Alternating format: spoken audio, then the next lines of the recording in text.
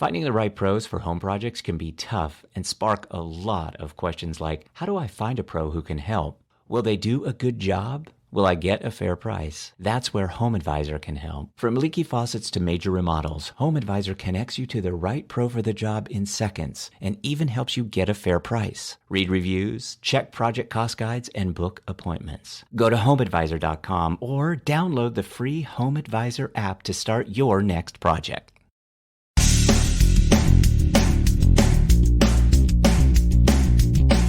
Hi, this is Jeff Altman, the Big Game Hunter, and thank you for listening to the #1 podcast in Apple Podcasts for job search, No BS Job Search Advice Radio, and this is episode 1644 of this show. No show in this category is even close, and I used to have the #2 show, and I let it go about 3 months ago, I would say. And today's show answers a question from someone. It's a great question. Should I only work with one recruiter or headhunter? Hope you find this helpful and hope you give it a great review in Apple Podcasts, Stitcher, wherever you listen to the show. And meanwhile, let's get going, okay? I received a question from someone. The short version is, should you only be working with one headhunter/recruiter? I'm not sure what to do. What are the do's or don'ts? Now, I want to start off by saying, if you work in a town where it's very small and you want to work in that town, that one recruiter may have all the contacts that are relevant. However, the likelihood of that is very small. Let me use an example. You're in New York, Los Angeles, Chicago. You're in Des Moines, Peoria, Skokie. These are reasonably sized cities, right? And you want to find a job. So let me start by saying the recruiter is not going to have access to every job in that town. However, what they're trying to do is to control you so that they can place you or have the potential of placing you in a job and thus earn a fee.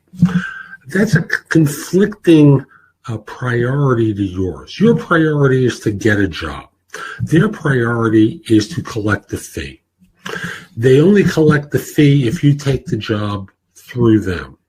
If you take a job through someone else, because you're not working with a headhunter, you're working with a contingency recruiter. And as such, they want to collect the fee.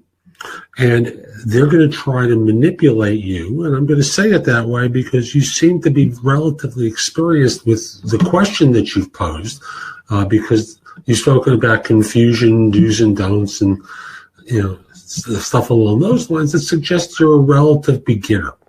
So as a relative beginner, your interest is getting a job, right? And their interest is collecting a fee.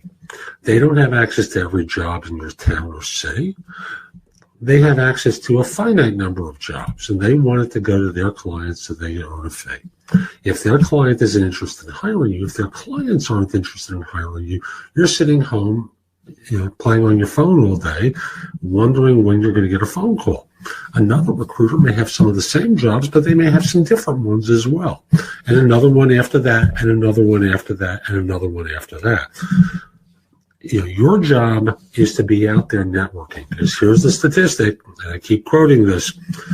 Recruiters fill, I've seen it as low as, let me just make sure I have this right, 6% of all, job boards fill 6% of all positions. Recruiters fill 20 to 22% of all positions.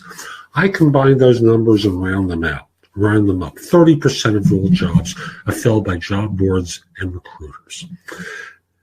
70% are filled as a result of networking, and that networking is 49% of the people who find work as a result of people that their network introduces them to, who their network knows who they don't. So it's not your friend or your relationship who helps you get the job directly, but it's who they know who you don't. That's half of all jobs. Working with one recruiter takes that down to a microscopic few options. I'll speak for myself. When I did recruiting, I was a very successful headhunter.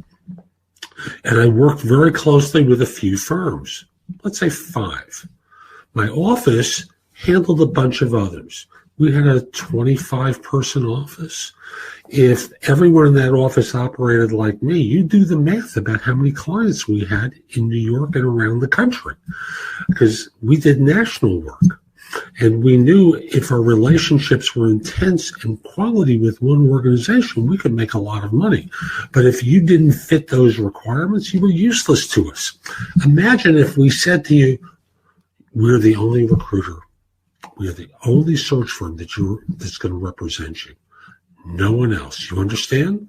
You'd be out of work, right? Because we would only have 125 potential clients to introduce you to. Each might have a lot of different jobs, but still 500 jobs, 600 jobs out of an entire country.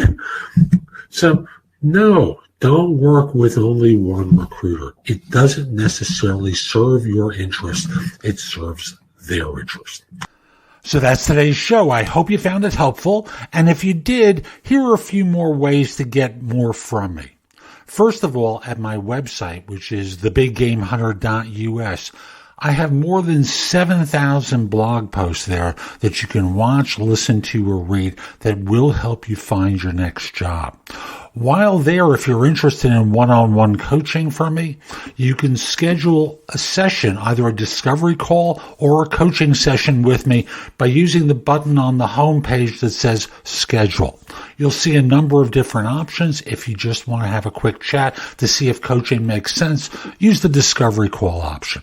If you want the best of my advice with an emphasis on interviewing, go to jobsearchcoachinghq.com, where I've curated information with a focus on interviewing. If you decide to take a lifetime membership at the site, basically what I do is I give you the money back in the form of 1 hour of coaching with me that you can use as 2 30-minute sessions. Thus, the site becomes free. You can also hire me for a resume or LinkedIn profile critique, trusted advisor services, help with a salary negotiation, and much, much more at my website. Like you, I don't work for free. I do charge for what I do. You can also take my classes on Skillshare and become a premium member using the link in the show notes and receive 2 months for free instead of just the one that the site offers. Skillshare offers thousands and thousands of courses, not just simply mine, but on a host of different subjects that can help you in many different ways. Lastly, join my group on Facebook, which is called Career Angles. It's free to the first 250 members who join and is focused on helping you do better at work. Information is shared daily, and we're attempting to build a supportive group there. Ask to join. I'm not letting recruiters in, so it's a safe place and you won't get harassed. And I'll be back tomorrow with more, and in the meantime, I hope you have a great day. Be great!